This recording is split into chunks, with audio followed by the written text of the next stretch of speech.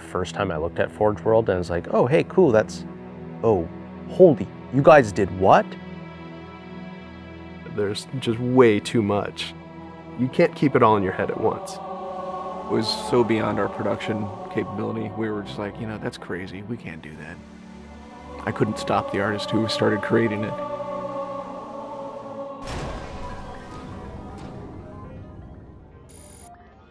Forge is our editing tool that players can build their own maps. I mean, at its core, it's a map editor. We always had this vision right from the get-go, which is anyone can build anything. Giving the fans the tools, they can take it and run with it and make it their own. Forge World actually started as 5 separate maps. And I said, wouldn't it be cool if, like, you could play this and go over there and then play over there if you wanted? And Forge World was born.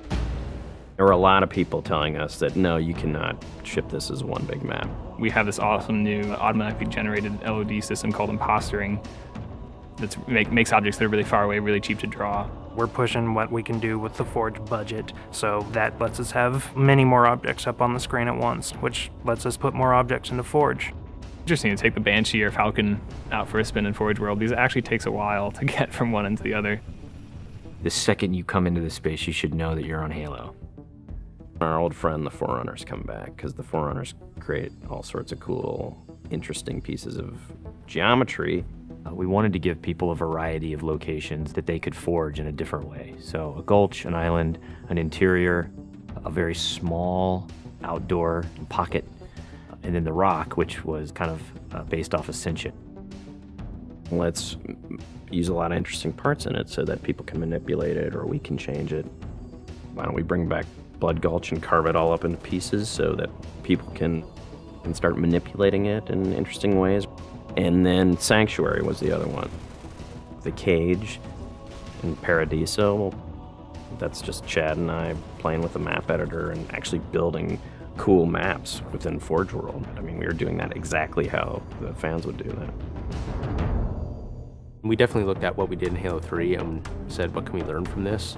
It's one thing to build just a stunning amount of map variants, but like nobody was expecting Forge art, I don't think. Like that was just a completely, whoa, what?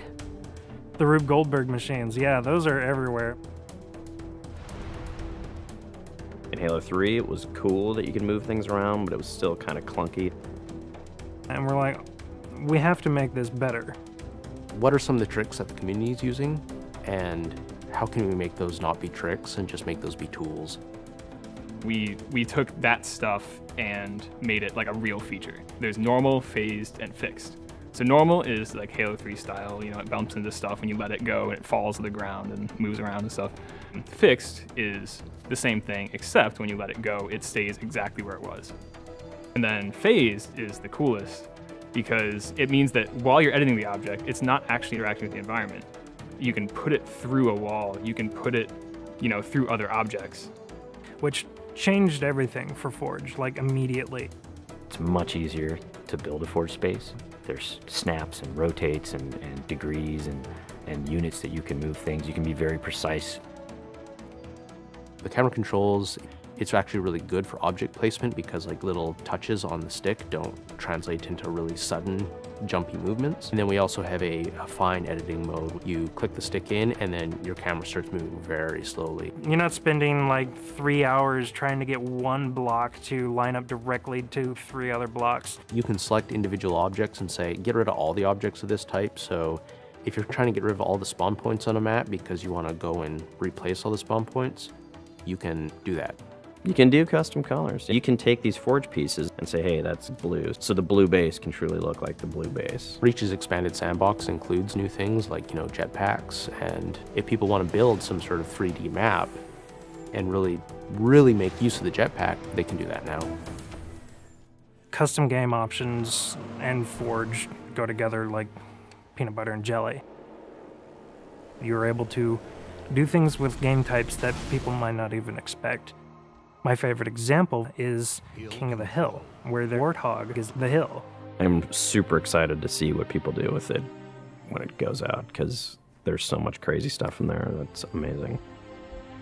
We are shipping maps on the disc that we made in Forge ourselves. So The tools are there. If you have the time and the talent, you can make it. The community is just going to outstrip us and spank us. With the new tagging system, you can save a forged variant, you can post it to your file share, and then you can say, you know, sweet new map. Things that are good are downloaded by a lot of people and passed around to a lot of people, and that makes the really sweet stuff bubble up to the top. I'm looking forward to what the next big community game type is going to be. We realized that Reach was our swan song to Halo, and what better way to do that than to let people do what we've been doing all along, which is creating new cool maps. It's nice to go out with a bang, and this is a pretty big one.